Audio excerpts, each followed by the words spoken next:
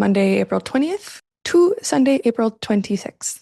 The most powerful alignments this week are by far Thursday, Friday, and Saturday. I'll give a special shout out to Monday at the end of this video, and then also a note about Chiron. So stay tuned for all of this. Jumping straight into the evening of Thursday, the 23rd.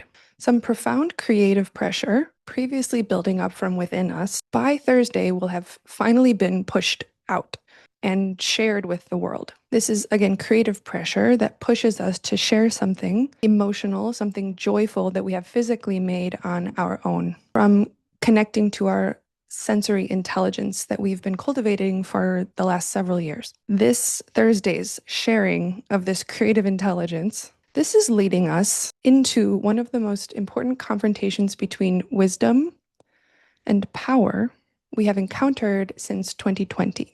This confrontation I'm speaking of will peak later this summer, but now we begin slowly narrowing our vision to meet this confrontation head on, essentially. And we can do this now thanks to the training that we've been doing, training in how to support our individual existential identity and to feel the intelligence of all things. Nothing is inert. We know that now. And we are not who we think we are supposed to be.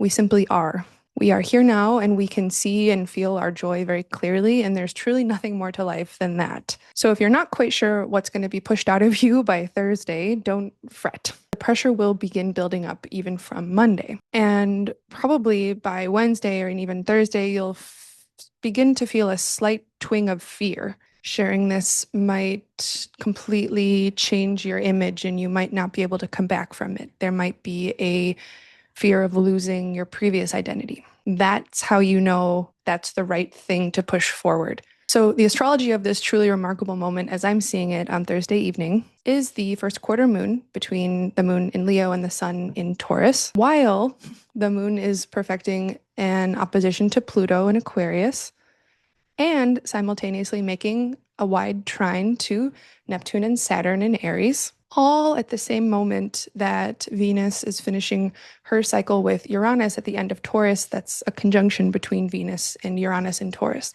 All just 2 days before Uranus switches signs for good, which is a 7-year switch, a 7-year cycle. So with the first quarter square between the moon in Leo and the sun in Taurus, we are feeling the creative fire. Feeling is a moon thing, and Leo is the creative fire. And that creative fire is growing thanks to the sun. It's growing out of our material expression, which is the sun in Taurus, all about sensory material reality. And the sun is also very creative, the sun being the ruler of Leo, creative material expression when the sun is in Taurus.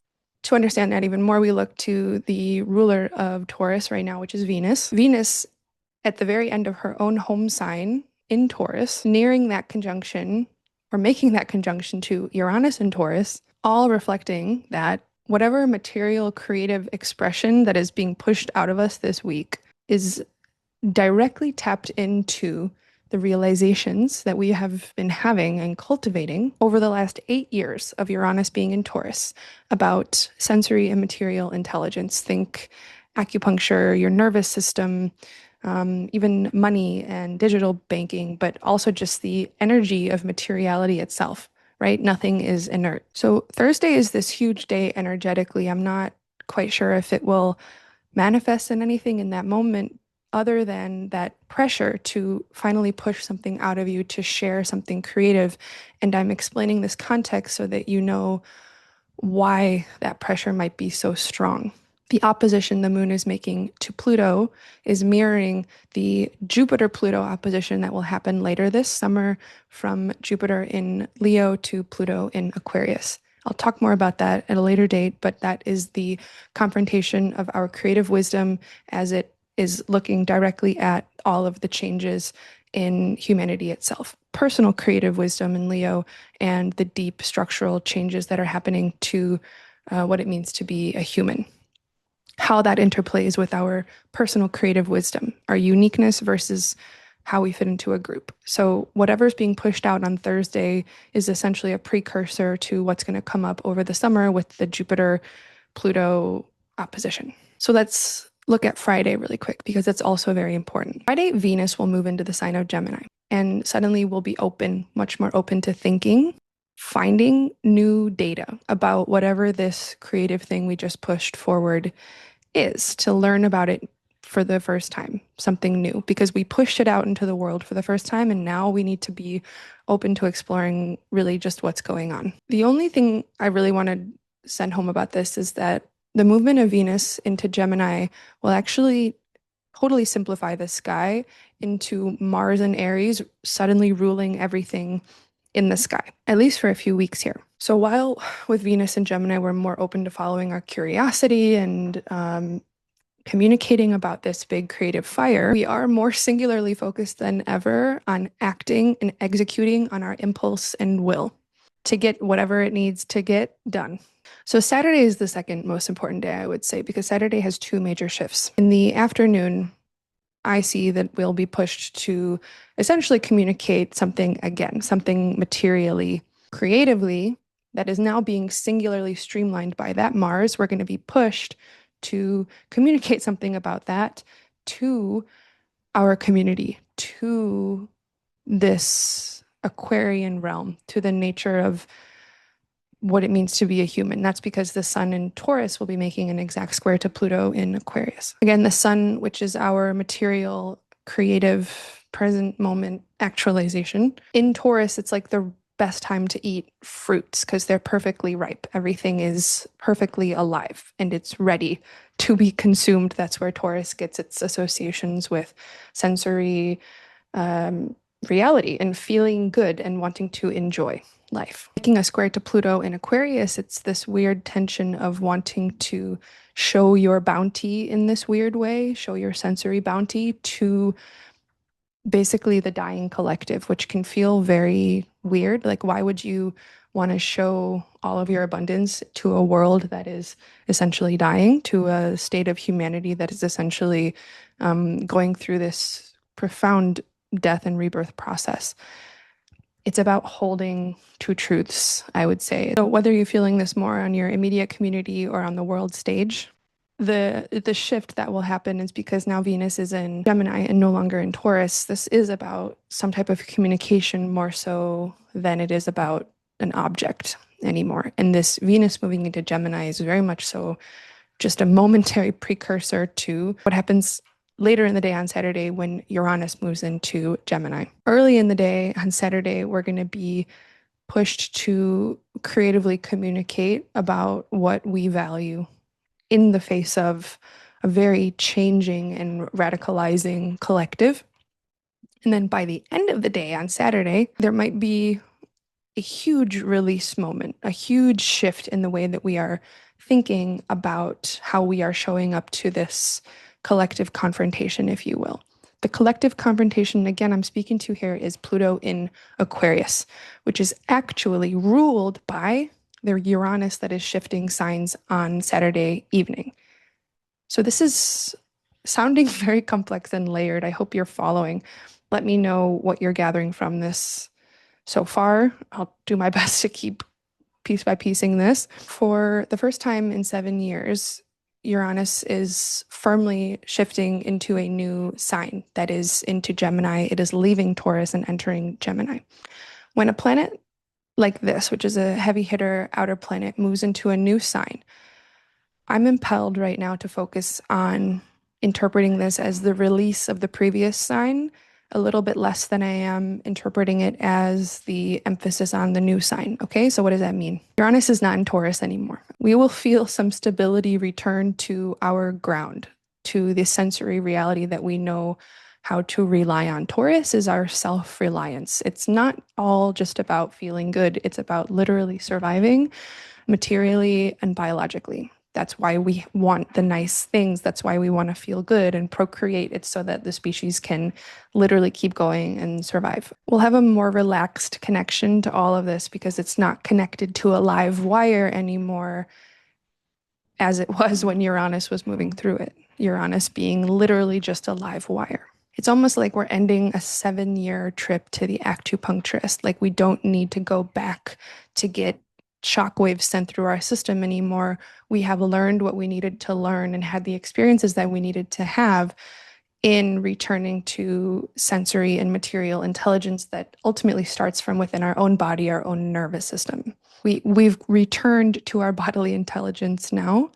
And when Uranus leaves Taurus on Saturday, I think that's what we're going to feel the most first. Now, don't get me wrong, Uranus and Gemini will begin to activate our minds almost immediately as well, but I want to focus more on this release from the Taurus area, especially because the sun is in Taurus at this time. So we're still very much so in Taurus season and connecting to the more pure Taurus world. There's one more thing I want to say this about Chiron, but I'm going to finish off with that in a moment here. Before I do that, I'm going to jump to Monday really quick because I think understanding what Pluto is doing is helping us understand Uranus because Uranus is the ruler of Aquarius where Pluto is. And ultimately, the Uranus archetype is all about revolution, change, reawakening, and ultimately it's intelligence. Uranus and the sign of Aquarius is the horizon, the unending horizon, and it's where we see the new things come in. It's like this space that can come down and we can interpret it. It's always going to be there. We will never actually reach there because it is always the edge. Something always is coming that way. But interestingly, on Monday, I think, which is today that I'm filming, we're going to, if you're watching this later, just think back to what you were doing on Monday, because what's happening on Monday is the asteroid Juno is making a conjunction to Pluto. What that means essentially is we are feeling very committed to the Pluto work. And as that shows up very personally in our own lives. So Monday gives you a very good touch point as to what Pluto is doing. And how you'll know that is whatever you're doing on Monday that you are feeling committed to, regardless of if that thing is committing back to you in the right way. There's a role that you feel very passionate about committing to. Often people call Juno the wife, but I just consider it the archetype of committing to a role, regardless of if someone else is going to play their part.